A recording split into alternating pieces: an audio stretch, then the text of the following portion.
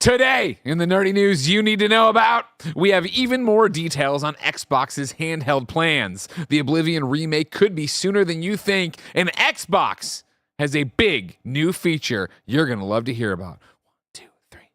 Barrett, they're all Xbox stories. Change the wall. We'll have all this and more because this is Kind of Funny Games Daily.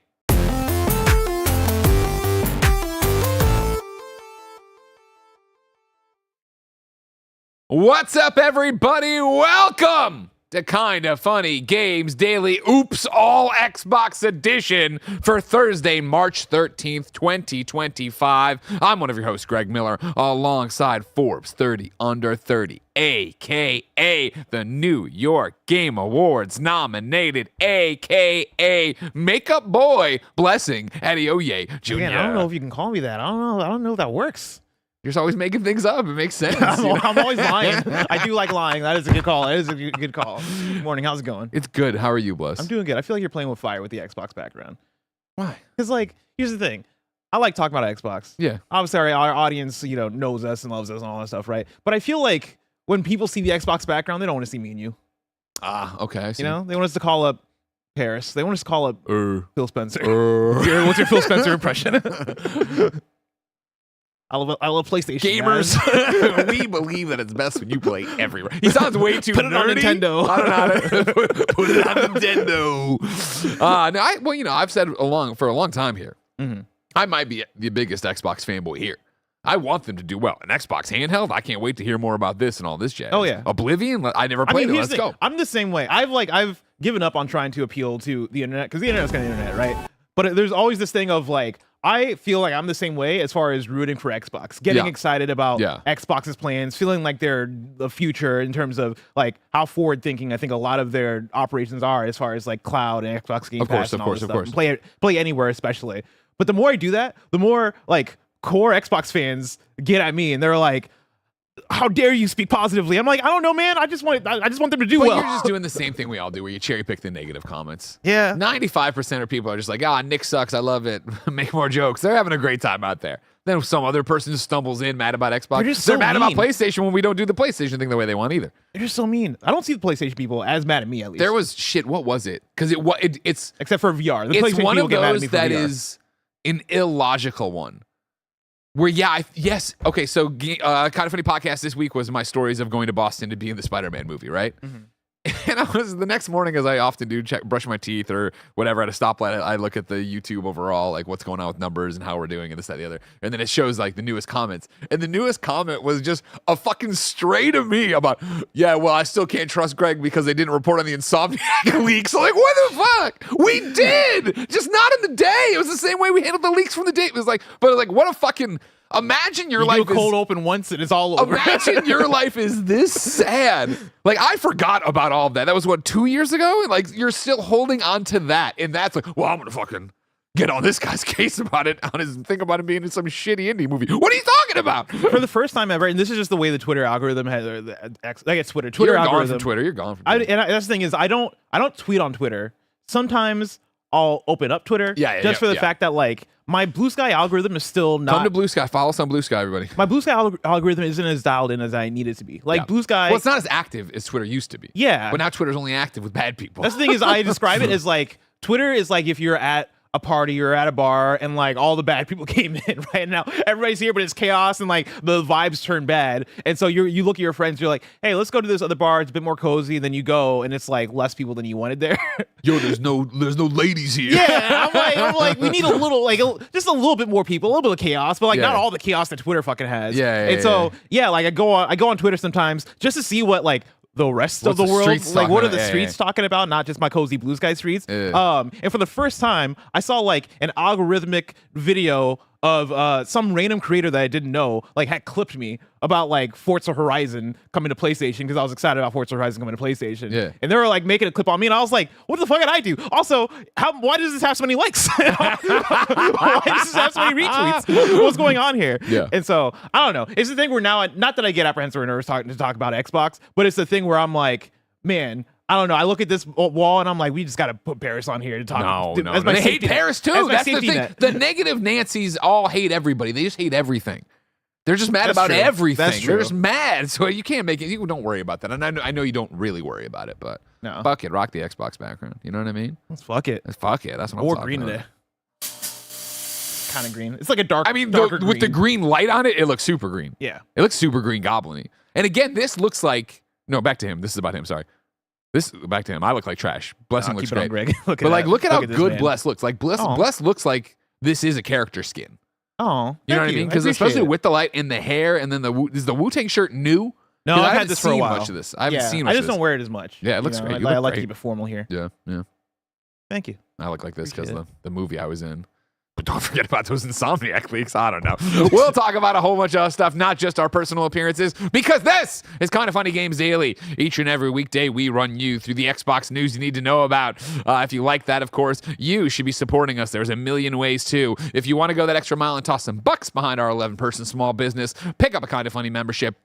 You can get it on youtube.com/kindafunnygames, patreon.com/kindafunny, Spotify and Apple. Of course, you get all of our shows ad-free. That's more than 20 a week. You'd get the ability, of course, to say, hey, I'm supporting a small business, and that's pretty cool. And, of course, you'd get your daily dose of me, Greg Miller, in a podcast/video we call Greg Way, where for 15 to 20 minutes, I just talk and talk and talk, which means you get more than an hour-long podcast of just Greg Miller each and every week. I'm doing the RVD thing because I like RVD a lot. No bucks tossed away, no big deal. Like, subscribe, share. YouTube.com/KindaFunnyGames, Twitch.tv/KindaFunnyGames. Podcast services around the globe. We, of course, are all about live talk shows, so we start with this at 10 a.m. Pacific and roll on through the day with a million different things for you to see, hear, and enjoy. Of course, if you are enjoying this live as we watch and record, you should be YouTube super chatting, youtube.com/KindaFunnyGames. You can super chat to be part of the show with your questions, your comments, your concerns. Alex Frazier is already in here saying, super chatting something PlayStation related because this is an Xbox show, lol. Replaying Uncharted 4 right now, and holy shit, what a game. Oh my God. Uncharted 4, a great game. We got to go back to Uncharted 4 at some point. I've not played it since 20, I guess when it came out. Yeah. We're going back to Death Stranding. Yeah. We can't be going back to too many things. Yeah, but here's the thing. I'll be going back to Uncharted 4 in my I replayed every Naughty Dog video later this year. So you'll be able to hear about it then. When's that coming out? That's a lot to edit. It's a lot to edit. Summer is what I'm aiming for. Okay. The thing with Death Stranding is that I'm excited to go back to Death Stranding, but Death Stranding is like vegetables of a video game, where it's like that's a commitment, that's that's nutrition, right? Whereas Uncharted 4 is like a good like tiramisu. You know what I mean? That's easy eating. You know, I'm just gonna fucking cruise through that thing. I get what you're saying. I do understand Death Stranding, what you're saying. You gotta lock in for Death Stranding. Yeah, you do have to lock in. I just miss the fun of Uncharted 4. But think of it, you could play it on your iPhone now with Death Stranding. That's true. Oh, yeah, my iPhone that I own. Yeah. I definitely have. You definitely are one of these weirdos with your weird Android stuff. I love my weird Android. Let's give you some housekeeping, of course. We're an 11-person business all about live talk shows. That means we're live all the time, and that means Monday is a very special day. It's the annual team-up between The Mix and Kinda Funny. Come see more than 60 amazing indie games when we kick off the Spring Games Showcase at 9 a.m. Pacific on Kinda Funny Games. And it's also on IGN and a million other places, but come to us. Give us the view. And then after that, of course, is an all-day live stream of devs rotating in and out to talk about their games. It's going to be a blast. You know how much we love doing this every year, highlighting indies, getting things on your wish list, having fun conversations. I went through an assigned host yesterday. Some really great, cool games in there. Like I said, that starts at 9 a.m. with the canned showcase. I think it's like 10:30 we'll roll out of that into the live stream that'll go all day long. Twitch.tv/KindaFunnyGames, YouTube.com/KindaFunnyGames, and from the Super Chats. Dexter Super Chats. I hope he didn't kill anybody. And says, well, and he actually has the Dexter logo, so it's not like totally out of the blue to assign that he's a murderer. But he only kills bad people, so I feel like you kind of want him to. Sorry, Snowbike Mike. Will you guys have any kind of GDC presence next week? My wife is traveling from Florida to San Francisco and would be stoked to meet you guys. Officially, of course, we're doing this showcase, which would be all closed up and behind closed doors. There is the Mix Cross Kinda Funny Spring Showcase event downtown. So this doesn't sound like you're here for GDC, but if you were, you could go play a bunch of games there and do all of that. And then, of course, we're all wandering around playing games throughout the day. But that Monday night event, if you're a GDC participant, would be the best place to go meet Kinda Funny people. Not me, because I have a son. He needs to see me. Maybe sleep in a chair. You don't want to bring your son to the Mix? Day of the Devs, I think, is more his vibe. Mix is too late. Mix is a part. Well, I mean, Day of the Devs is a party too, but like, too much going on. Yeah, Day of the Devs is like during the day too. Yeah, right? exactly. Yeah, so. Hence the name, you know what I mean? Today, back to the live talk show stuff. After Games Daily today, of course, you're getting our very timely review on Gamescast of The Outer Wilds. That's right. Blessing has finished it and wants to talk about The Outer Wilds. I'm very excited for this episode. Drop the cleaner. But you're getting Outer Wilds review. Like you still, it's not capital the. It's not the cover. It's not the title of the Outer Wilds. But what if it's the first word in the sentence and then you have? Yeah, you don't say, "Oh, he's gonna review the Uncharted 4." Blessings.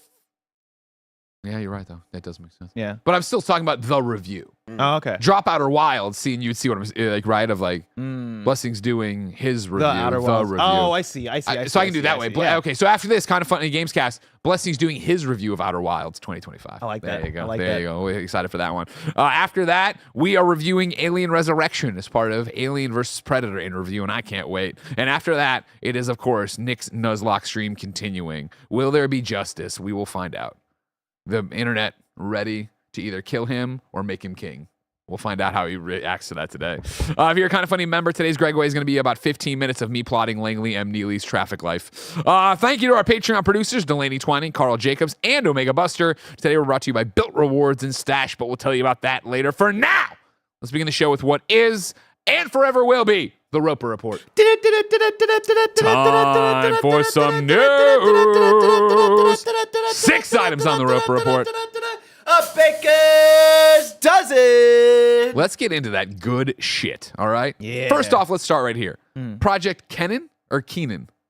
It's spelt Kennan. Yeah. Yeah. I don't like that. Kenan Thompson. Like, come on. Like, you know But what I mean? that's Let's not show some all that respect. It's not how you spell Keenan, though. But it's a code name. Just call it whatever the fuck you want. They should have called it But, like, Keenan. what is I'm going to Phil Spencer. Phil, you fucked up. Project Keenan is a much better name than Kennan. Kennan is obviously a reference to something that I don't understand. Is it? It must be. They don't just pull project names out of their asses, except for when they do. You don't just pull Kennan out your ass. It's Google Kennan. What is popping up? George Frost Kennan. He's a historian and former counselor of the United States Department of State. That's not it. They don't want that. He was best known as an advocate of a policy of containment of Soviet expansion during the Cold War. So the handheld. He's anti-commie. The handheld. So the Cold War is between Xbox, PlayStation, and Nintendo. Sure. And the handheld is going to contain the expansion of Nintendo Switch 2. So that's why they call it Project Kennan. I don't like it. We could have done better. Yeah. Number 1, Xbox handheld Project Kennan is reportedly being made by ASUS. This is Alessio Palumbo over at WCCF Tech. And we had this conversation before. The ROG Ally is supposed to be ROG. Is ASUS supposed to be ASUS? That one I'm not as sure of.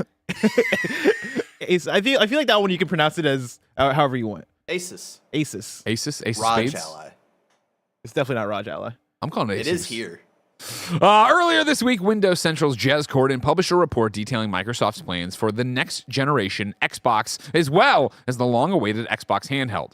As for the former, the report said a successor to the Series X is already in the works for a targeted 2027 release window. When it comes to the latter, Microsoft is allegedly planning its own handheld system, also due in 2027. But the report also mentioned the Xbox-partnered handheld device, Project now it's spelled different here. Once you read further, you'll understand why. There's reasoning here. I fucking can't wait. Codename Project Keenan, after Kenan Thompson, I assume, due this year with the partnership of PC OEM manufacturer. I want to give you that entire sentence again without me being a goofball. But the report also mentioned an Xbox partnered handheld device, codenamed Project Keenan, due this year with a partnership of a PC OEM manufacturer. A few hours ago, The Verge's Tom Warren shared his own report in the latest Notepad newsletter. First, the project's correct code name is Kennan, not Keenan. Second, his sources revealed that the Xbox handheld's manufacturer is ASUS. ASUS. The device will run on Windows, of course, but it will feature an interface that is very much reminiscent of Xbox consoles. This is reportedly part of a larger project codenamed Project Bayside to unify Xbox and Windows under a unified Xbox user interface, regardless of the device being used. Warren also wrote that Microsoft is working to ensure a single store for games and an easier way for game developers to create titles for handhelds, console-like hardware, and PCs. At CES 2025, Microsoft's Jason Ronald, Vice President of Xbox Gaming Devices and Ecosystem, openly teased this concept when he said they've worked hard to bring the best of console and PC together, drawing on their long-time experiences on both platforms as part of their Xbox handheld efforts. Right now, Windows-powered PC handhelds don't really offer the most user-friendly experience, and Microsoft aims to address that with this initiative. Following Warren's report, Corden wrote another article to admit that the colleague was right on the Project Kennan codename. He also corroborated that ASUS is indeed the chosen manufacturer and offered an estimate on the likely pricing, between $499 and $599. This could hint that the hardware could be using AMD's Z2 Go chipset previously seen on the Lenovo Legion Go S. The Z2 Go chipset is slightly slower than the Z1 Extreme and quite a bit slower than its larger sibling, the Z2 Extreme. However, it's still more powerful than the APU currently available in Valve's Steam Deck. The Xbox handheld would, therefore, sit somewhere in the middle of the pack when it comes to performance, although again, this information is not at all assured. A lot going on here. A lot going on. Where do you want to go? Project Bayside. How many goddamn fucking projects they gotta have? Do you think that's a reference to the high school and That's So Raven? Oh, I thought it was a reference to the band. Oh, the band Bayside, you know. I was all set to pound you out. Bayside High, that's where they win. That is where they win. Yeah. Did That's So Raven and Saved by the Bell have the same? That must just be a coincidence, right? That's not the same high school. I mean, can you imagine? I think they're both called Bayside. Correct me if I'm wrong about the That's So Raven High School. Did Raven go to the Max? Because if so, then we're definitely... I don't think she did. Okay, because the Max is like next door to Bayside. So it must be just two different... But I think both of them were in California. That's So Raven was in SF? I've never watched That's So Raven. Oh, you never watched That's So Raven? That was definitely... That's So Raven was Disney, right? That didn't line up with my age bracket. I loved Raven from The Cosby Show, of course. Wow. I was a big Cosby Show fan. Obviously, same. you know, you can't. Yeah, exactly. Can't. I mean, he's alive, but not. He's dead to me. The show's dead. You know what I mean? You can't say that anymore. Yeah. It's like the most most useless knowledge base I just can't access anymore because I knew everything. Oh, Poe used to call me and quiz me. Poe used to call me and quiz me. He's like, they're outside cooking chicken. What episode is that? I'm like, it's the one where everybody gets horny off the sauce. He's like, that's right. I'm like, you used to show up to school wearing sweaters all the time. Jello pudding. We can't do that anymore. I know. Guys, let me have it for 1 second. All right, he's a bad guy. We get it. We know. I'm not celebrating it. People are saying That's So Raven was in San Francisco. Oh, cool. Okay. That the Golden Gate Bridge was in every transition. It was. You're right. You're right. Here's the thing. I think because in my brain, I'm like, am I just conflating it with Full House? Because I think Full House did the same thing. But they were in SF for sure. Yeah, they were for sure in SF. Oh, yeah. I digress. Greg, you're the person who I think is probably maybe the most excited for the Xbox handheld that 100%. I know. What does this do for you as far as seemingly ASUS working on their own handheld to come out this year? That is an Xbox handheld, but it's more of a partnered thing under Project Bayside. Take it to the bank. Yeah. Right now, even if we can't get it for review, I'd buy this. If they were like, hey, the ASUS Xbox handheld is going live. And again, there's a few little things I need to do of talk to Andy. What it says it's in the middle of the pack. I'm like, all right, that's compare. Like it's better than Steam Deck, but not as good as maybe the ASUS ROG Ally. Is that what we're assuming off of this? Because it's okay, yeah, because it's the Legion Go in there. I don't know, right? But or Legion Go might be. I am ready right now. I adore my Steam Deck. We did a whole podcast this week, right, about my wish list, which spawned from me. You know, I try so much stuff on my deck. I'm ready to upgrade my deck. I'm not ready to go to the Steam Deck OLED because I feel like I've waited so long that the next Steam Deck has to be close. And this sounds up my alley. The price point for me sounds up my alley as well, where it's like, you know, I bought the biggest at launch. I bought the biggest Steam Deck they had, right? So I forget that was like $899, $799, whatever it was. You know what I mean? And it was a huge chance because I was like, I don't know if this is going to pay off for how much I use it. For how much I use it, I'm ready to upgrade and get another one. Being in the middle of the pack, being better, you hope OLED, maybe not, probably not, based on the price point. I don't know. But I'm very interested in the rumors of, or not, the article we just read that it's going to be the Xbox interface. It's going to unify Xbox and Windows. I don't know if it was this report. I don't remember because I just read it. But yesterday, reading a bunch of stuff, that apparently the rumor is that it's going to also you can boot Steam on it. You can boot other OSs on it, which is exactly what I want. Right now, you know, it is that thing of, hey, here's the avowed codes coming. Okay, great. It's going to be games with Windows. Great. Wait, can I link it to my Steam Deck? I got to go into anytime it's like going to desktop mode to do it. I've done desktop mode stuff on my Steam Deck. It's not hard, I know, but it's more the thing of I as a non-PC gamer really don't have that setup ready to go of like, oh, here's my mouse and my keyboard and what I want to do. And like, nor do I have the time for the most part. I understand that sounds ridiculous, but again, like, you want it to be ready and set to go. I just want this to be as turnkey as possible. This is why I'm a console gamer. I just want to turn it on and have it work. And I know PC gaming, there's always going to be things that won't do that exactly. But this idea of, cool, Xbox Game Pass is right there. Like right now on my Steam Deck, what I do for the most part, right, is, Xbox Cloud Game. I have those shortcuts through XB Play, right? The remote play cloud streaming service that you can buy off of Steam for $5, and then it like links all your stuff. I use that, and I'll cloud boot Starfield or whatever I want to play, Forza when Ben wants to play that, and I can remote play to my Xbox, but lots of times my Xbox gets disconnected for a second PlayStation for some reason or some goofy shit I'm doing.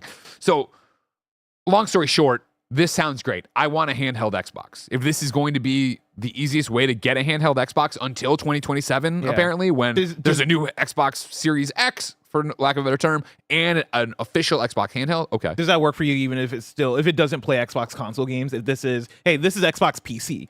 Like you're maybe going to get the console games on the 2027 thing, but for this, you are linking to your it's the same thing as opening the Xbox app on your PC. Are you okay with that as well? 1,000%. Okay. Especially, I was so nice to have that Razer Blade, right? The Razer Blade 18 laptop for my Avowed review. And the thing that I love so much about Xbox is the Xbox ecosystem, is this interface that just works. You know what I mean? Like it's a joke, obviously, but it seamlessly does it. I'm playing Avowed on the Razer Blade, and I stop and I go to, and I'm playing through the PC, version of it on Razer, and then I go over to my Xbox Series X, and there's my save, and everything's there, and you go all around. The way Xbox currently works, it's gonna work fine. I don't care. Yeah. I think there is no difference for me for an Xbox PC game or an Xbox game because it's just an Xbox game. Whether I am cloud streaming it, using a remote play, playing it on the system, playing it on the go, whatever, like. No, I have no problem with that. It would have solved my problem with Avowed, where I was like, shit, I want to play this on a plane for a review. What do I do? Yeah. I think for me, I'm on the side of, I'm excited about the idea of an Xbox handheld. I think I am more of I'm going to wait till 2027 for the actual official Xbox handheld to come out, because I have many questions about what is that going to be, right? I think the reporting of, hey, the Xbox is going to come, the next gen Xbox is planned for 2027 alongside an original Xbox handheld. That for me screams more of there's going to be way deeper compatibility there than like what you would expect out of if Xbox is making an official Xbox handheld. To your point, then it's got to play my Xbox games normally, not just this PC Game Pass stuff. Especially for putting it out alongside the next gen Xbox. For me, that gives the impression of, I'm going to be able to play those next gen games on whatever that handheld 100%. Is.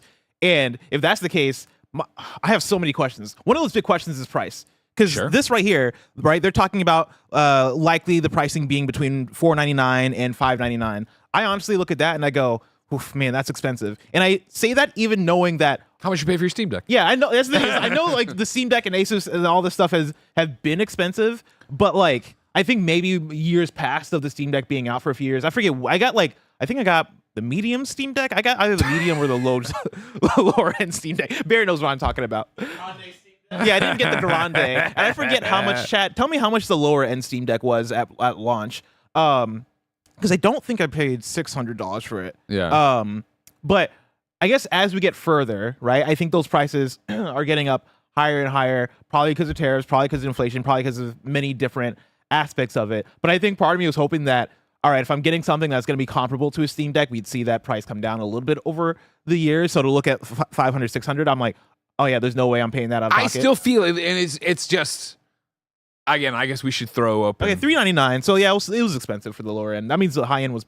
I can look this up. I want to say it was $800, wasn't it? It was rough, yeah. I remember Jen had to like push me. I don't like spending money on myself, so she was very much like, no, do it. And I guess what that comes back right to, now it's $649 for a 1 terabyte OLED Steam Deck. Yeah, so I think it probably is more so just of a competition thing for me then of, well, I own a Steam Deck. How much I want an Xbox handheld. How much utility am I going to get from the ASUS one that's coming out this year versus just waiting 2 years? To jump in here in the live chat, Calv says, the ASUS handheld isn't going to be what Greg wants. The Xbox integration will be surface level. I want to be clear that it's not so much I turn it on and it's like, oh, it's an Xbox. I mean, I'm just excited that I can use natively the Xbox PC Game Pass stuff and have Steam and have, I would assume, other stuff that I don't use. Yeah, whatever. Epic maybe, or the...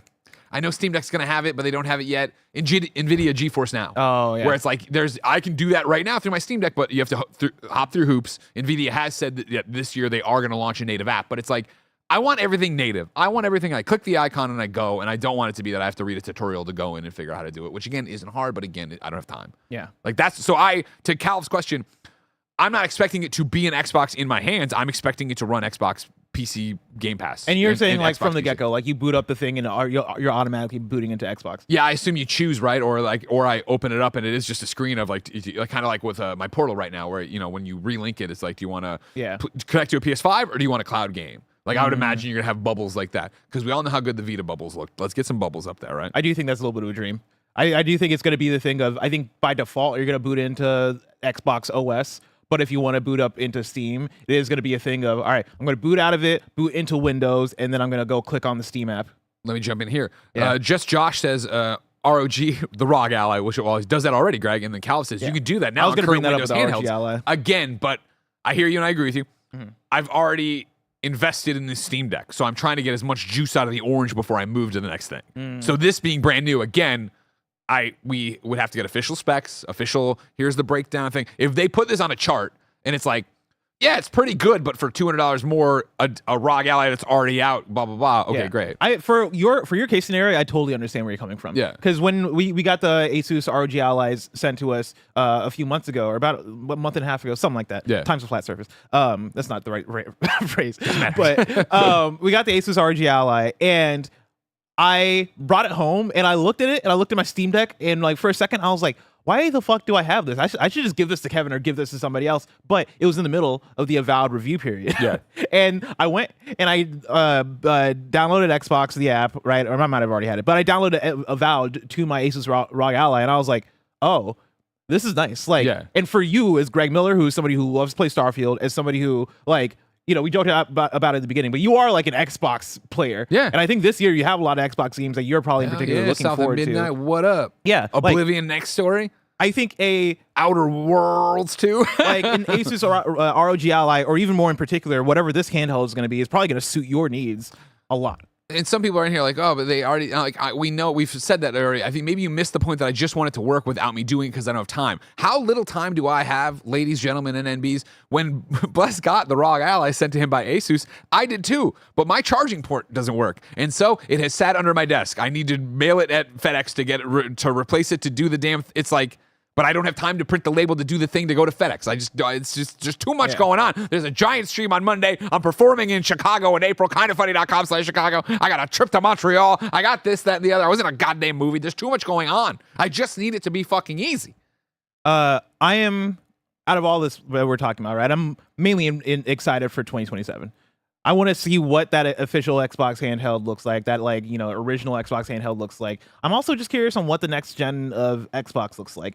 2027, that seems about right? 7 years since the launch of Xbox Series X. I think I was more predicting 2026 because I always thought that maybe as Xbox you want to get out there a bit sooner than PlayStation would. And who knows, you might still make it in 2027. Maybe PS6 isn't until 2028 or something like that. Like I have no idea. But I think that lines up. That sounds about right. I'm very fascinated for what that's going to look like. I would hope that at that point it is all steam ahead on what this current vision of Xbox is. We've talked about it being play anywhere. We've talked about cloud integration. We've talked about all these things. We've talked about Xbox, their strategy being more so rather than, hey, as opposed to just selling boxes, let's sell the ecosystem. Let's sell 100%. The experience of Xbox. I would hope that by the time we get to 2027 and you're ushering in the next gen, that message not only is clear, not only is understandable, but it is achieved. And that is going to determine a lot of what I think that launch is going to look like, right? Like how much of it is going to feel like hey, next gen Xbox Series X, or how much of it is going to be, hey, we have a new suite of hardware coming. It's the handheld, it's the new box, it's the dongle, or whatever it is. Like, I'm so fascinated by the marketing, what the marketing is going to be of that. I feel this partnership with ASUS to get it there is nice. Obviously, for me, as a console plebe, the dream is the Xbox handheld that natively runs Xbox games. I don't need to, whatever. I don't need Xbox Game Pass PC. I'm just using Xbox. And again, it's getting this is kind of a futzy argument because of whatever. But it is that idea of, okay, cool, it does this. 2027 for a dedicated Xbox handheld seems so far away for how much we've talked about it. Well, like have we been talking about that, or have we been talking about this ASUS thing? Great question. Yeah. That's a great question. Because the vibe I've always gotten from the conversations and reports and everything is that it's happening right now. It's happening soon. It's happening this year. Imminent, right? Yeah. And I think those conversations were probably more about this, but like an Xbox thing is happening.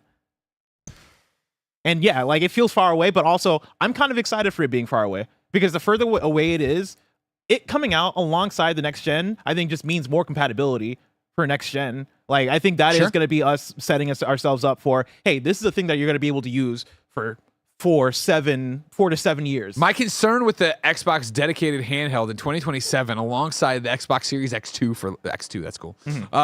My concern there is like, are they going to be like, cool, we did it, we made an Xbox handheld, and it's slightly more powerful than an Xbox Series S.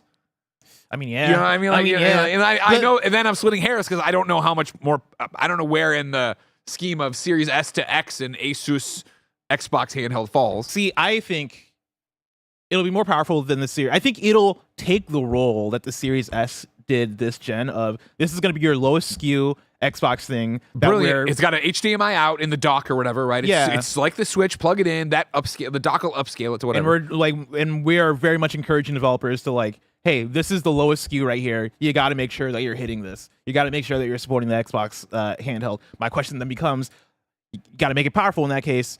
How powerful can you make it to where it's still affordable and makes sense? Because if an Xbox handheld comes out and let's say the Xbox Series X2 is $700 and the Xbox handheld is $650, does that make sense? Can that work? Like, do you need to put out another Series S that is the $400 entry point? We'll see. We will see. It's going to be very, very exciting. Care. Whoa. Hello, God. I've been listening to you the whole time. I'm mobile today. I'm in. I really didn't think it was Paris. I thought Barrett accidentally played a YouTube video. I did not realize. Hey, Paris, how are you? It's really me. No, I've been listening to this whole conversation. I even slacked you at the beginning. I'm like, wait till 2027. But you pretty much kicked it out on the pros and the cons. 2027, my full expectation would be this handheld is an Xbox that can do everything the Xbox under my television can do as far as backwards compatibility goes. I have access to my full digital library, the whole thing. What you're talking about, this ASUS thing, allegedly, is we already have the Rogue Ally, right? We already have the Legion Go. What I think Xbox is doing is they're curating the PC, the Xbox app for PC, right, on mobile devices. So essentially, this new one, I'm sure they're going to have an Xbox branded control style, the Xbox home button, stuff like that. But your handheld today will be able to do the same thing with software updates, right? Because I think they're trying to make the PC handheld more friendly. Because again, let's be real. You already said it, Greg. The Steam Deck is the dope right now. That's the one. That's my preferred handheld that I use. Windows handhelds are too clunky. I don't like the UI. It's too cumbersome. I would rather play games on my Steam Deck. So they need to make Windows handhelds more user-friendly. And I think that's the goal this year. So we'll obviously see, I'm assuming at Summer Game Fest or whatever, they'll debut this thing and we'll see what it is. But whatever this ASUS handheld's going to be, Windows handhelds will be able to do the same thing as far as a UI goes. Because like I said, you're essentially playing PC games on there, right? So PC Game Pass, stuff like that. I'm more excited for the 2027 one, kind of like you were already saying. That's the one, even though it seems like it's far away. But to what Blessing was just saying, as far as price and all that, what I'm more curious about, all right, what is the screen size going to look like? What is the battery life going to look like? What is the performance is going to look like? Because if you think about it, Phil has kind of already hinted that they're not really subsidizing these things anymore. So I do expect it to be expensive. And I also think with this new multi-platform strategy, the handheld is probably going to be more desirable than the console, in my opinion, unless you're tied into Game Pass or something like that. You know what I mean? Yeah. So I'm not expecting it to be cheap. It's probably going to be pricey. But I think 2027 gives them time for more of a proof of concept. Let's see what this one does. Let's see what the Switch 2 does from a performance standpoint, because I'm assuming the Switch 2 is probably going to use some form of DLSS. So I'm assuming whatever this Xbox handheld will do some form of FSR as well. So to kind of increase performance and then have better battery life, things like that. So there's still a lot of questions, to ask, that still need to be answered about this. And I think 2025 is just step one in a long form process, which is probably why we're not getting Xbox's version of his handheld until the next gen, which we're assuming now is 2027. Yeah, the way I see it, I see the Xbox handheld as being the premium product, right? I think Paris makes a good point of like this thing could even be just as, if not more expensive than the actual Xbox console. And I think that better fucking be as powerful then. Yeah, well, which is impossible. Well, it's not gonna be as powerful. That's the thing. Where if it can't do that, then no. But I do think that like I do think that makes this make more sense of, hey, let's get out something. I think best case scenario based on this reporting, if this ASUS thing can come out at $500, and it's crazy to say this, be the lower entry point into having an Xbox handheld, I think that then allows you to look at the official Xbox handheld and go, all right, give this all the bells and whistles, give it the OLED, give it everything. It's never going to be as powerful as the Xbox Series X2 because that's just impossible. Sure. But if you can make it the most refined premium handheld possible and put it out for $800, like you're selling that to your most core audience, but also the value could be there if you put it there. And again, for me personally, like I know Paris, you're slacking. What you said here is to wait till 2027. I'm done waiting. I'm ready to upgrade because I'm already using it so much. So to upgrade now and then in a year and a half, 2 years, have a handheld that's doing more differently, it's more connected, I wouldn't be upset about that. Yeah, personally. Yeah, don't get me wrong. I mean, I'm a tech junkie, so I'm like you said, I'm probably buying it day one anyways. But I think for the average person, if you already have a Legion Go or a Rogue Ally or something, you may not necessarily need to run out and go get this one. Or if you love your Steam Deck, you probably just stick with your Steam Deck in the short term and again, wait until 2027 to see whatever this Xbox branded handheld's going to be. Yeah, 1,000%. But I think that's the thing where you're talking about two different audiences as well. We're talking about a mainstream person. I think a mainstream person, to my knowledge, and with all due respect, the majority of them don't even know what an ASUS ROG Ally is. Yeah. And I mean, I'm talking, I don't know the differences between them because I'm happy with what I have and I'm ready to go. And you figure you go to somebody else who has an Xbox and is happy with that. They don't know. So an Xbox coming out and being like, here's the handheld. What's going on? What's up? Yeah. Well, thank you so much, Paris. Yeah, thank you. Love you guys. See you soon. Yeah, see you real soon. I will see you Monday with my son. I'm gonna bring him in the studio. Oh, yeah, that's exciting. Yeah, it's gonna be fun. Yeah, should be fun. Before we go to an ad break, Joker Man super chats and says, if there's a dedicated Xbox handheld, what happens to the handful of players who have physical games in their library? You're a dying breed. They fucked up. Yeah, you've seen this coming for a while, right? There ain't gonna be a disc drive on this sucker. Yeah, too bad. Maybe Phil will throw you a bone and figure out some way to do that, but no, that's sadly not how it's gonna be. I'm sorry about that. That's not what's going to happen. Of course, though, we will pop over and say, hey, if you didn't know, we're kind of funny. Each and every weekday, we have a bunch of live talk shows to entertain you and teach you things about video games and talk about the news and the reviews and the previews and so on and so forth and so forth. If you like that, pick up a Kind of Funny membership. Of course, $10 gets you all of our shows ad-free for the week, or for the month. It's $20 a week. I'm all over the place. Wait, you want to know what threw me off? I'll tell you. What's up? Over here in the chat, it's gone now. It was a long time ago. But someone in the YouTube chat was like, why are all of Kind of Funny's videos paywalled? But you know why they say that. I know. Yeah. Well, I'm explaining it, of course, because some people don't know, of course, is that we do everything live. So now because of YouTube's brilliance, you have to click on the live tab. Yeah. And that's where all the free stuff is. When you're on the videos, that's where we upload these member videos that I'm telling you about that are ad-free. And you could go support and get all the stuff there. And then, of course, you could get my Greg way. But the people who need to hear it can't find the live tab, Greg. This person's here. This person's here. Now they know. They know. If you didn't know about that, maybe you didn't know that you could be getting the show ad-free, but you're not using your benefits from patreon.com/kindoffunny, youtube.com/kindoffunnygames, Apple or Spotify. So here's a word from our sponsor.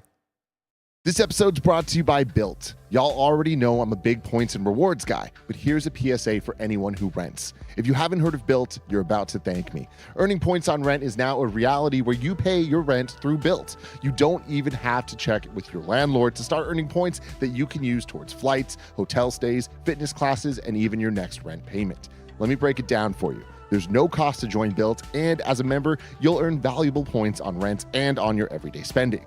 Built points can be transferred to your favorite hotels and airlines, and even the ones you haven't heard of. There are over 500 airlines and 700,000 hotels and properties around the world you can redeem your Built points toward.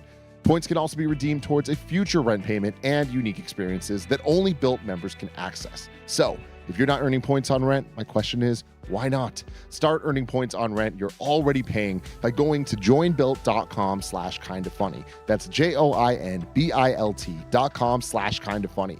Make sure to use our URL so they know we sent you. Join built.com/kindafunny to start earning points on your rent payments today.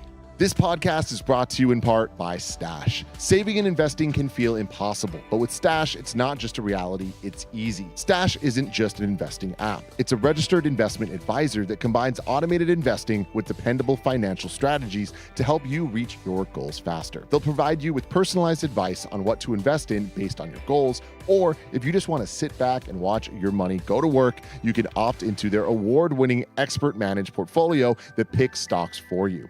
Stash has helped millions of Americans reach their financial goals and starts at just $3 per month. Don't let your savings sit around. Make it work harder for you. Go to get.stash.com/kindafunny to see how you can receive $25 towards your first stock purchase and to view important disclosures. That's get.stash.com/kindafunny. Paid non-client endorsement. Not representative of all clients and not a guarantee. Investment advisory services offered by Stash Investments, LLC, an SEC-registered investment advisor. Investing involves risk. Offer is subject to T&Cs. Number 2 on the Roper Report. 41 minutes into the show. Bethesda's Oblivion Unreal Engine 5 remake could be releasing sooner than you think. This is Andy Robinson over at VGC.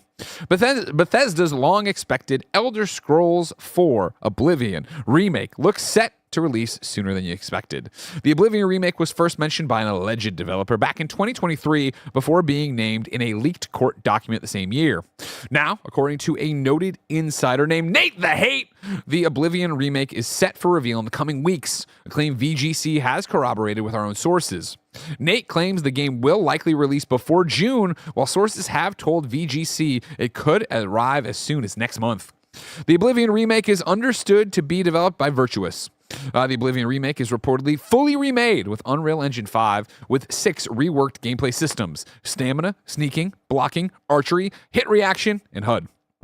Improvement to the game's blocking systems have reportedly been inspired by Souls-like games, while sneak icons are now highlighted in the new system, according to MP1ST. Let's MP first. I got 3 thoughts here. Oh, here we go. I got 3 thoughts. First thought, we got to look out for Virtuous. Toward the end of the year in the Studio of the Year conversation. Okay. Because it seems like they're putting this out in the next few months, which is really cool. They're putting out Metal Gear Solid Delta, which is probably one of the bigger releases of the year. Yesterday, me and Tim were talking about how they've expanded into with a new studio in Korea. I feel like they might be like a low key contender for a studio of either like upcoming Studio of the Year or just straight up Studio of the Year if they nail these 2 projects that we know that they have coming out. So that's first observation. Yeah, I love that. Second observation is, we're putting this out. It seems like they might either shadow drop or put this out like a week or a month before, like after revealing it.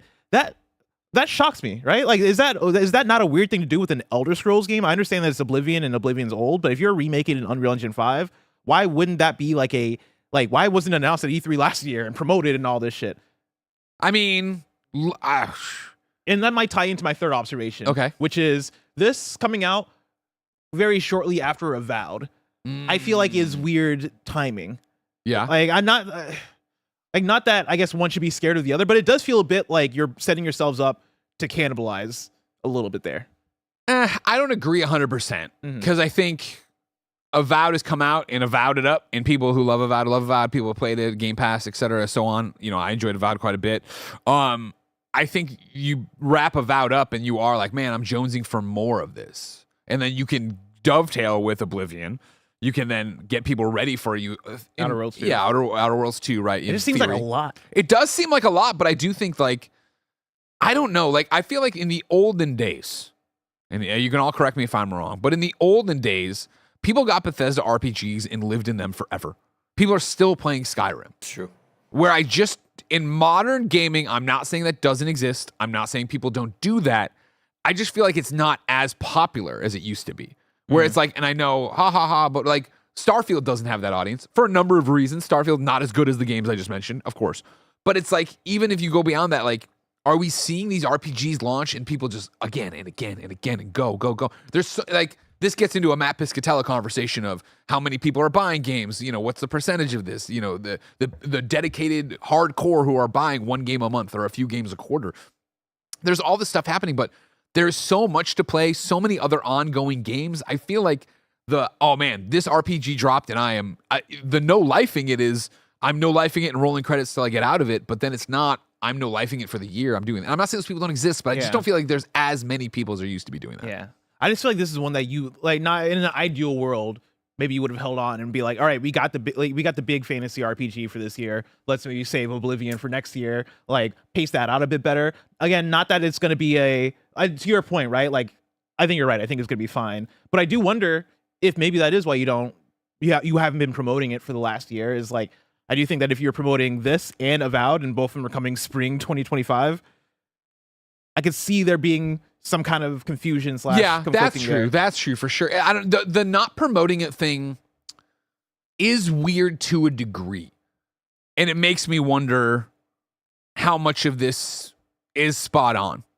Because it's one thing, because they're kind of going back and forth a little bit, right? Where it's like, hey, it's going to be revealed in the coming weeks, and it will release before June. That would make sense, right? If, hey, 2 weeks from now in March, first week of April, hey, what's happening the first week of April? That's weird. It gets announced, and then, hey, it's coming out June 1st. That's enough time to build momentum to it and not cannibalize Avowed, maybe bring those people over.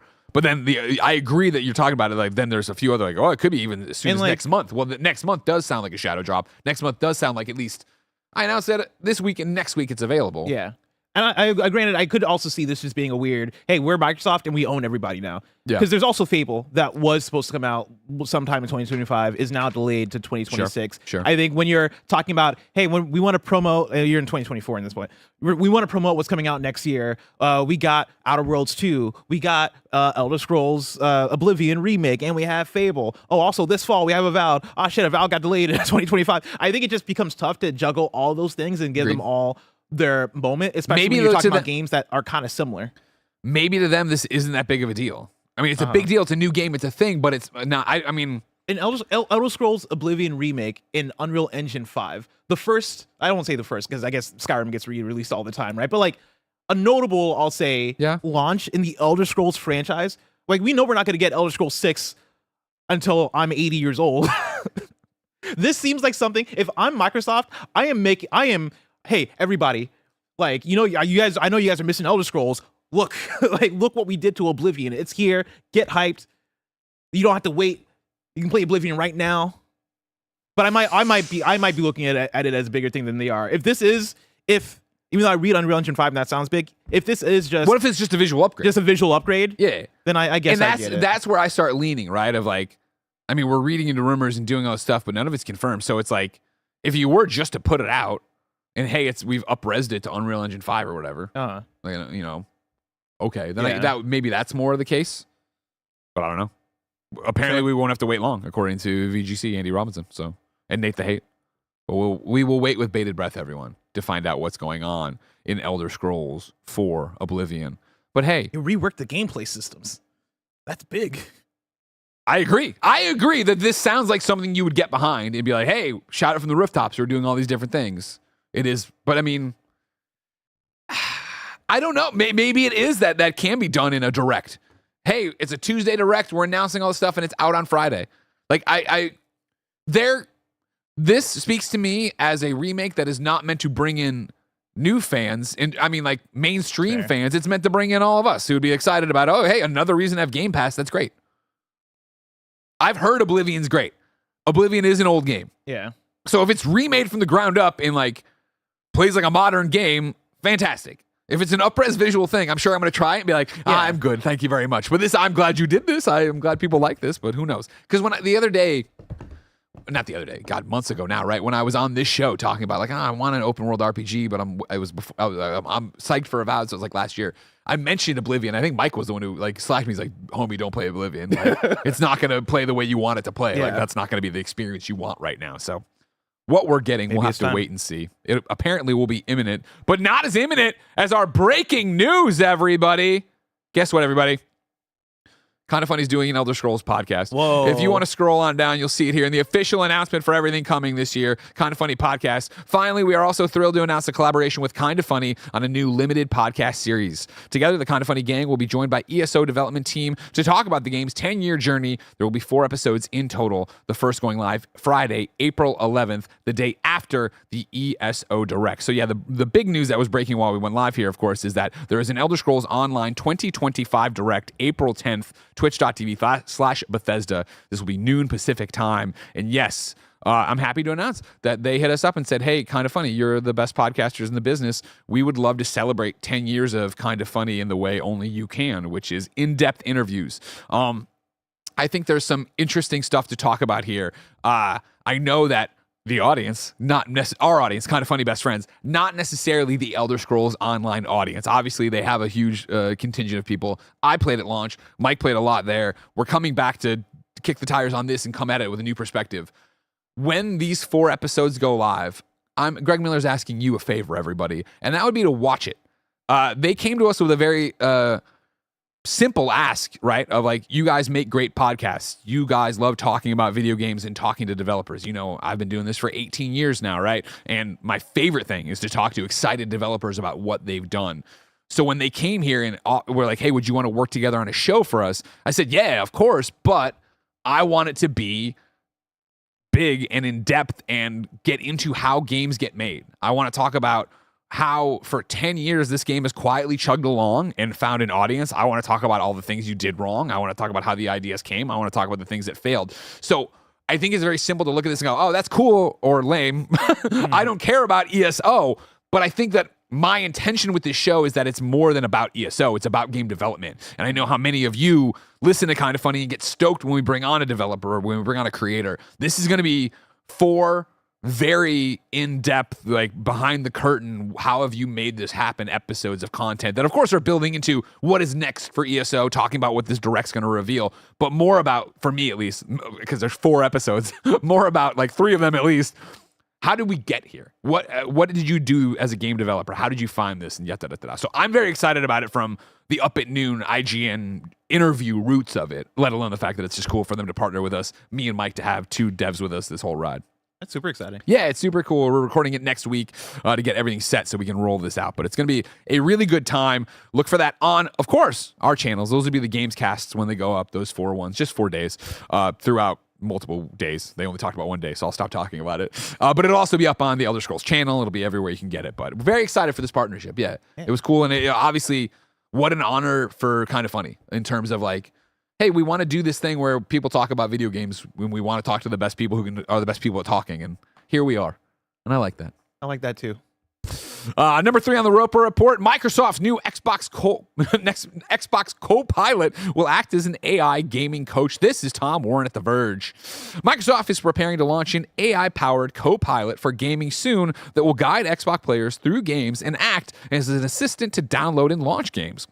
Copilot for Gaming, as Xbox is branding it, will be available through the Xbox mobile app initially and is designed to work on a second screen as a companion or assistant. Microsoft is positioning Copilot for Gaming as a sidekick of sorts, one that will accompany you through games, offering up tips and guides and useful information about a game world. During a press briefing, Sonali Yadva, product manager for gaming AI, demonstrated several scenarios for what Copilot for Gaming could be used for. One involved a concept demo of Copilot asking an Overwatch 2 player by coaching them on the mistakes they made when they were trying to push without teammates. In the Overwatch 2 demo, Copilot could even recommend good hero picks to complement the rest of the team and tell you more about why you'd want to pair up with particular characters, detailing their strengths and weaknesses.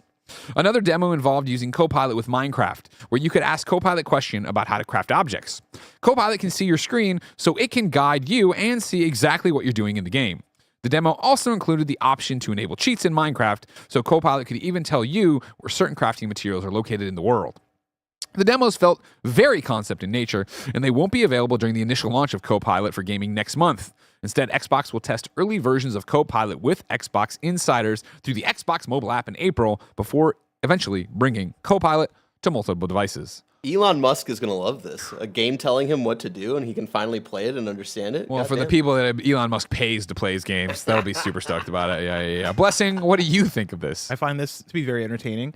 Just from the angle of, I think now we're far enough into the AI stories and what our understanding of how every tech company is trying to force AI into everything because shareholders want AI in everything, where I no longer am at the thing of like, why? Oh, this is ruining everything. I'm already past this is ruining everything. Now I am just in the, all right, let's see how they did it today. Like, because here's the thing. There's some poor team that's like, their bosses came to them and they're like, hey, we have to make an AI thing. Like, this is how this all goes. Yeah. Hey, it's coming down from the top. We have to make an AI thing. Bear, can you run it again for me? I haven't actually gotten to watch the video. I've just read it. It's basically Clippy.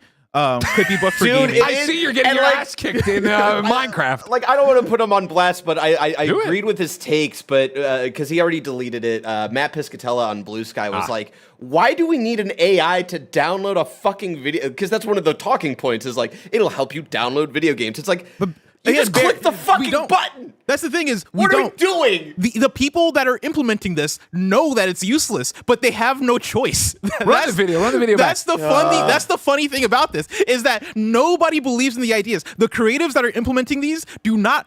They know it doesn't work. I want to get back into Age of Empires. Can you install it? They just have to figure out how to put AI that into took it. longer. Wow, you're on the fucking screen where the download button was. That took longer to say or type out. Okay, I've got some wood from a tree. What do I do with it? Craft the oak logs into wooden planks by opening your inventory and placing logs in the crafting area. It's such a disaster. I am worried about this in terms. I just want to shout out because I know we don't talk about it a lot. But in terms of like guides work and right there, right? Like, did that source the guide? Does that give them the click? Does that do the view? Exactly, and that like guides work has been fucked across all sort of sites that like. You know, guides kind of drive a lot of monetary value for places like IGN, and like if this becomes a successful thing that people for some reason rely on and don't look up guides, like that's another area of this that fucking sucks. I just want to I don't know. Have they talked at all about what they're doing with that? With like so you want me to pull up a strategy guide and then it has that stupid little fucking AI thing like how Google scrapes. Is it just scraping? The unfortunate thing is that tech doesn't care like about you. No, yeah. Like they don't care about IGN and their guides, right? No, like I know. Google, I just care. Google has already fucked so many websites with the changes to their systems, right? Like this is a thing that like it is them just trying to figure out how to implement a tool that the shareholders want, and any and everybody that can fall from this thing are going to fall. So unfortunately, this is going to fuck guides. If this ends up even being helpful for people, I look at this and I'm like, this doesn't seem helpful. I think it was Vic Rattler in chat that was like, so it's a tutorial that never stops. And yes, that's basically what it is. But yes, I find this specific implementation, I think is just funny because it is so, who is this for?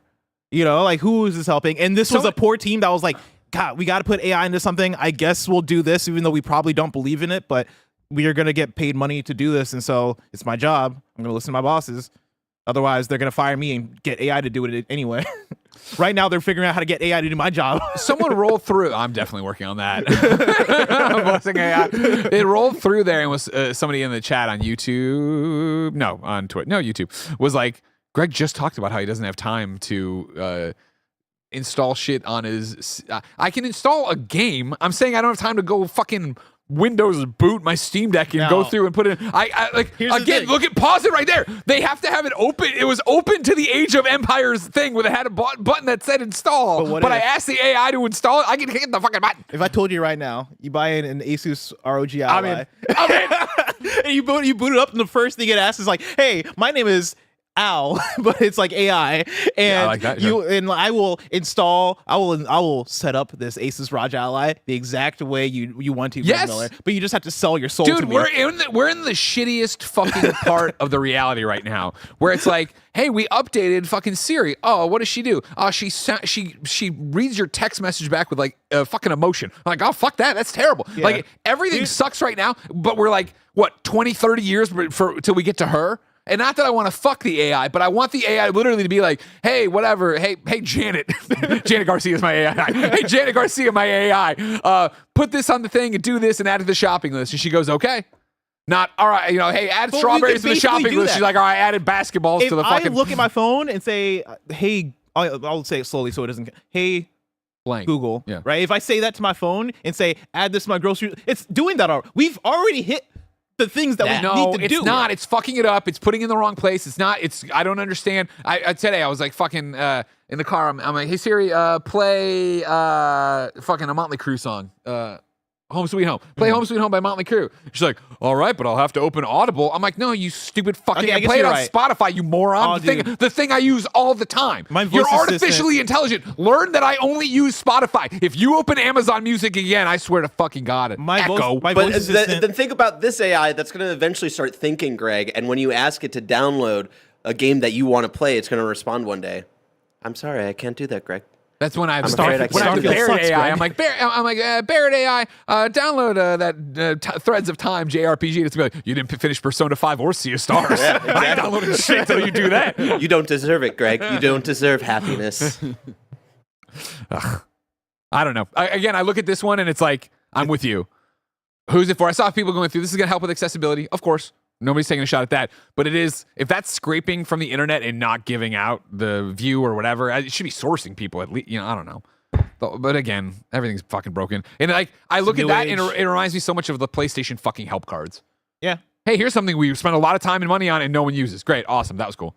We made sure the launch developers had to use them and then nobody ever did again. And it was just terrible. I forgot about the help cards, so I'm being honest. Awful. But if they were AI, might be plagiarizing, but at least they'd be there. Well, they weren't AI, right? People had to write all that shit. Yeah, that's what I'm saying. Yeah, that's why we never got to more. Yeah. Okay. Let's get through a couple more stories. We'll go a little bit faster. Number 4, Defiance, the video game that tied into a TV show, is coming back to life. This is Eddie at GameSpot. The MMO Defiance, which was shut down in 2021, is coming back to life. For anyone unaware, that's me, Greg Miller. Defiance was a third-person You don't shooter know Defiance? MMO. No, I'm sure I remember hearing about it and reading about it, but Trying Worlds that was developed as a tie-in for the sci-fi show of the same name, with events and storylines running across the game and the TV show. It launched in 2013 as a paid game for PC, PS3, and Xbox 360 before adopting a free-to-play model and continued to receive updates even after the TV show was canceled in 2015. A new version of the game, Defiance 2050, came out in 2018, but both games shut down servers in 2021. Now Defiance is attempting a comeback. Oh, thank you. Fox, not Fox, but Fox, the game company whose mission is breathing life into old worlds and preserving their legacy, has announced plans to bring Defiance back following a deal with previous rights owner Gamingo. Let's get game and mingo. Put that together. Do we need to read the rest of it? There's no N. It's Gamigo, which is also funny. I'm sorry. Game and amigo. Let's put them together. Gamigo. Anyways, this game's back. You care about it? You're excited about this? No, I thought you would have been very well aware what Defiance was, and I thought this was gonna blow your mind that it's back because it was like big-ish in 2013 when it happened. I always back at that time got it mixed up with Destiny because it had a similar sort of.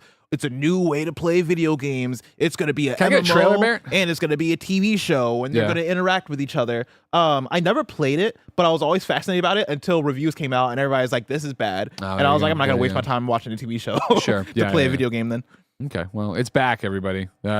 Should the relaunch go well in April 2025 on PC, Fox said it will explore the possibility of bringing Defiance back to consoles. And here it is. This is from 10 years ago. Is this it? Yeah, 2013 is when the trailer went live. Yeah, or when the game went live. Yeah, this looks like dog shit. No wonder nobody cared about this. I mean, it looks what like show? Did you ever watch Defiance? Defiance? No. Defiance. No, because it all just seemed bad, like from the reviews. But I was just very intrigued. I remember it being like everybody was kind of intrigued by it because nobody had tried to do a TV show and video game kind of like crossover thing. Yeah. But it went away pretty quickly. Well, I guess it went away slowly. I didn't realize it went until 2021. That's the crazy. Lord giveth, bringing this game back, but the Lord taketh as well. Number 5, Spectre Divide and its developer is shutting down. This is Jay Peters at The Verge. Spectre Divide, a Valorant-like free-to-play shooter where you control 2 bodies, is shutting down just months after its September launch. Quote, "We were optimistic about the first week," developer Mountaintop Studios said in a post. "We had about 400,000 players play with a peak concurrent count of about 10,000 across all platforms. But as time has gone on, we haven't seen enough active players to and income." It's one of those things you start changing one word and then you got to catch up. I fucked it all up. "We haven't seen enough active players and incoming revenue to cover the day-to-day costs of Spectre and the studio. The studio expects to take Spectre Divide offline within the next 30 days, and it will refund all money since the game's first season, which kicked off February 25th. Mountaintop Studios will also be closing its doors at the end of the week, according to the Post. Quote, "We pursued every avenue to keep going, including finding a publisher, additional investment, and/or acquisition. Mountaintop says, "In the end, we weren't able to make it work. The industry is in a tough spot right now." End quote. Damn. Yeah, damn indeed. A game I couldn't tell you. You throw me. Andy would talk about it all the time. Of course. Like, not even that long ago, just last fall. There's not that much time. Yeah, September, right? Yeah, it came and went real quick. Yeah, never played it. Couldn't pick it out of a lineup. But of course, this is a sad story. But again, one we're hearing more and more, right, as people go with these free-to-play shooters. A Valorant-like, hey, we're going to chase the trend. We're going to do this thing. And I'm not knocking it. Obviously, you can iterate on a trend and do stuff. That's the thing is, I like the twist that they had on it of, like, you have two bodies, right? So you're, like, teleporting back and forth. I thought that was a really neat idea. And the way Andy would talk about it, I always wanted to check it out. But very sad to see it come and go real quick. And yeah, to your point, it's a tough space right now when you have so many games that are free-to-play, first-person shooters, many games that are trying to be Valorant, many games that are trying to be Extraction, many games that are trying to be Battle Royales. It's tough to make it in any of them. Hero shooters also. Games coming and games going, bless, is big news. But if I wanted something smaller, say the tiniest news I need to know about, where would I go? You go to our last story, the Wii News channel, where we cover all the small news items you need to know about. And yeah, this was the Shroud-funded game. He funded it? I think it was him and some other streamers. Chat, correct me if I'm wrong. But I remember that being one of the big things of, oh yeah, this is like Shroud, and I think some other people were funding this thing. Damn. Wii News, number 6. From PSU, People Can Fly, the creators of Bulletstorm VR and Outriders, has announced plans to phase out of its VR publishing efforts, confirming that Project Bifrost will be the final VR game to be published by the company. Good for them. I started reading that, and I was like, uh-oh. Outriders, we had a lot of fun with here. I wasn't worried they were going to close or whatever. Get out of VR. You tried. We all tried. The Eurogamer. From Eurogamer, Disco Elysium is set to come to mobile devices courtesy of the original studio Zaum in a reimagined form. The aim of this adaptation is to make the game accessible for mobile devices and playable in short bursts. Quote, "We intend to captivate the TikTok user." Fuck me. Yuck. Fucking goddamn it. Yuck. And is this right?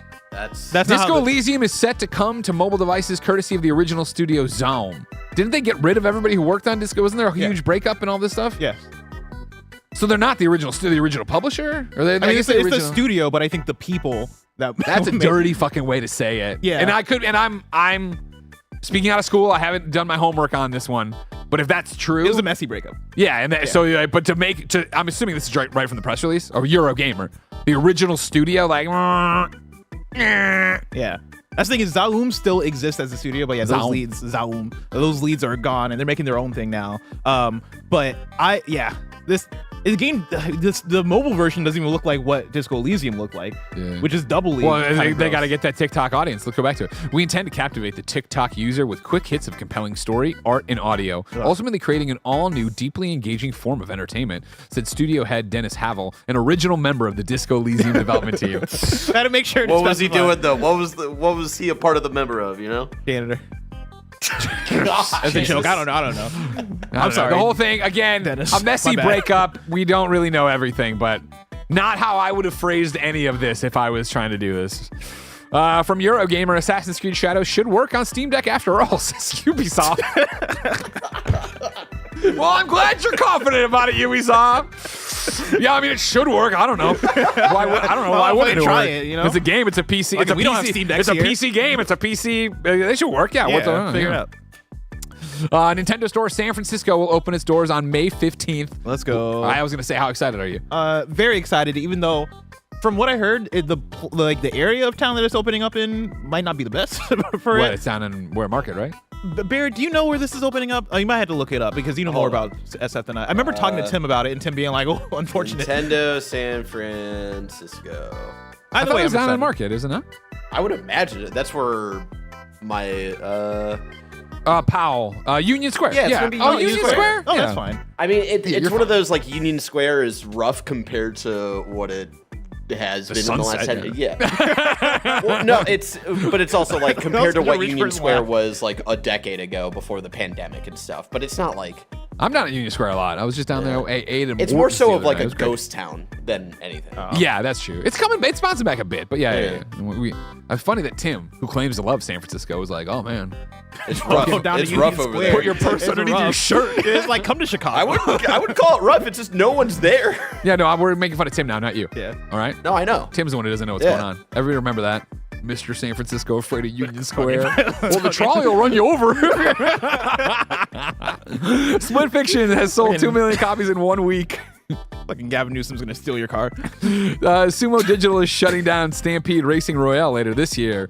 Power Wash Simulator 2 launches in 2025 on all the Xboxes, PS5, and PC. Eurogamer confirmed the game will also launch on Nintendo Switch 2. Arcadegeddon is going free to play on March 18th. Teenage Mutant Ninja Turtles Tactical Takedown from Strange Scaffold launches May 22nd on Steam. Let's go. Half-Life 2 RTX demo is coming to Steam on March 18th. You can now rescue Ezio Auditore from Assassin's Creed 2 and Astrobot. And Ardenfall, a truly dynamic, compact, open-world RPG, has announced the game will launch in early access on PC later in 2025. Ooh. Can you click on... Thank you. We're showing you a trailer.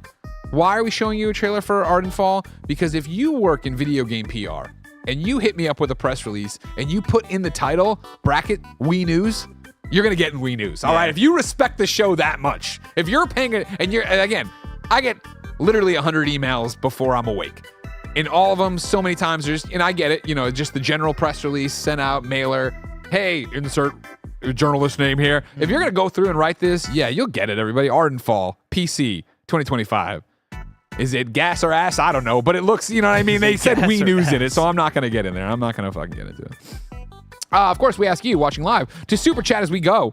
We had a lot. I'm going to run through them real quick. Mellow Fellow said, Oblivion! He was excited. Mattman562 said, birthday tax. Been celebrating with Monster Hunter Wilds all day. Thank you for all you do to keep us entertained. Happy birthday, Mattman. Happy birthday. I wish I was playing Monster Hunter all day. I'm glad you're enjoying it out there. Zeke Speak says, got that hype high, aw hell. Huff and ether like Cobell. New drop tonight, too late. Who's going to reintegrate? Oh, Severance. Making some Severance. I'm a couple episodes behind. I need too much TV. Nothing spoilers though. You're fine. Yeah, I watched the first episode of Daredevil last night. Jesus, what a fucking show! Oh man, what a fucking show! Alex Frazier says super. Oh no, we already did that one. Dexter, we already did as well. CJ Splitsound said Wood Kids to the Wilder is a TGA performance song. Oh, okay. We know Wood Kids now. Yeah, we know Wood Kid. Yeah, we know Wood Kid. I like that. Jose gave some birthday tax as well. Happy birthday. This is a good transition I should have used from the Portland Kevin. Microsoft's Xbox Handheld in 2027 does feel far away. If I wanted something more immediate, where would I go? That's a good one. Matthew Morales says to make an OLED edition of the Xbox Handheld as well. Correct. Flying Penguin says 2027 Xbox Series XX, 2032 BMX Box Series XXX. I like that one. Zombies 8 Keegan is back to say pee pee, poo poo, caca. A simple man, as he said yesterday when he made me say it. Yeah, I was gonna say that's the second one we got in a row. Yang fam wants UMDs to come back. Who doesn't? You say it yesterday. Yeah. I think you made. Or whenever last show I hosted, there was a thing about it. Oh, okay. Maybe that was it. I thought Tim said it yesterday, but maybe I'm tripping. I meant to include this one in there when we were talking about Oblivion. Joey Radstone does say, could we see the Oblivion remake launch on Switch 2? I mean, yeah. Why not? It's lining up, right? Why not? We want to go everywhere and get nothing. You know what I mean? Jackson says, even as a visual update, get me Oblivion. Stick it in my veins. And on a handheld? Oh, my. Irk the Imp says, since this remake is a new engine, if it does well, do we think we could have Bethesda think of switching rather than their own game engine? That's an interesting question. Because, yeah, that Bethesda game engine shows a lot of problems. No. The camera angles are great. The polish is wonderful. Facial animation. Jurston7. I've never seen a bug. Jurston7 says, I watch everything you upload, Greg. I got you. Thank you so much. Condor says, on the AI front for Xbox, I already have a team yelling at me. I'll pass. Greasy Grover says, won't Copilot be a bit based on playthroughs of Detroit Become Human? Because, of course, there was AI there. Remember, Connor? I love Connor. Never forget Connor. That was my guy. The only character I liked in that game. Demon Hacker says it feels like Zalm doesn't understand Disco Elysium. We'll see. And then Mad Rock says new Coheed album tax. Love that. Spread the word. You and Andy Cortez stoked about it. We asked people watching live on twitch.tv/kindoffunnygames and youtube.com/kindoffunnygames to go to kindoffunny.com/you're wrong and tell us what we screw up as we screw it up. IB Blake says the Cold War is Microsoft versus Steam. They are containing the Steam Deck in Linux. Okay. Cool. And then Nitro39, who must be Andy's other name, says Shroud was a lead gameplay advisor and promoted Spectre Divide. So it doesn't sound like he invested in it. I appreciate that.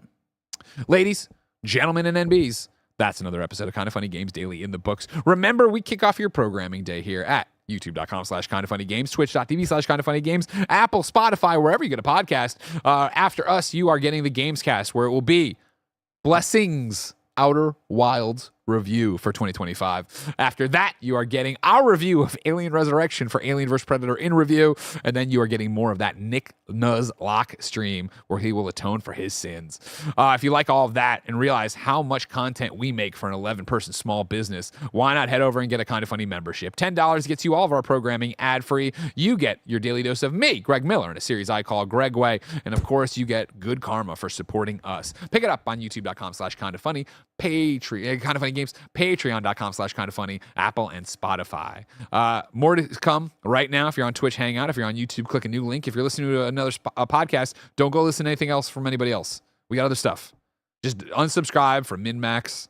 Unsubscribe from whatever Klepic's doing. No. Jason Schreier, unsubscribe. Why are you suggesting all the things I listen to? These are the people who should just stick to writing. You know what I mean? What? We pick the lane. We talk. Schreier. Ooh, writing's fun. I feel like we Kleppic could do over both here. if we wanted to. We don't You want to. started a writing division. Real good We don't want talking. to. We don't want to. Have a nice day, everybody. I like to Until write. next time. It's been our pleasure to serve you.